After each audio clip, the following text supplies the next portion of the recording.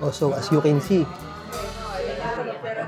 dalawang trancho na lang. Actually, isa. Tapos may kagat na to. Ang natitira. Yung akala mong ganito kalaki na hindi mo mauubos, nako, mauubos mo. Sobrang sarap.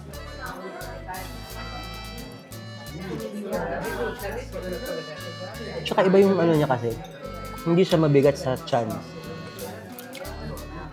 Hindi, pero totoo lang. Ibang culture ng plan. No? Ang pizza dito, tsaka sa Asia. Mm. Diba sa atin, sharing. Dito ka na. Oo nga. Yung kultura nga pala sa Pilipinas ng pizza na ganito kalaki. Good for 2 na ba yun? Or 3? Ganyan. Dito sa amin, dito sa Italia, ang isang pizza na ganito kalaki is only good for 1. Magkakagalit pa kayo pag kinuhanan mo ng pizza yung kasama mo.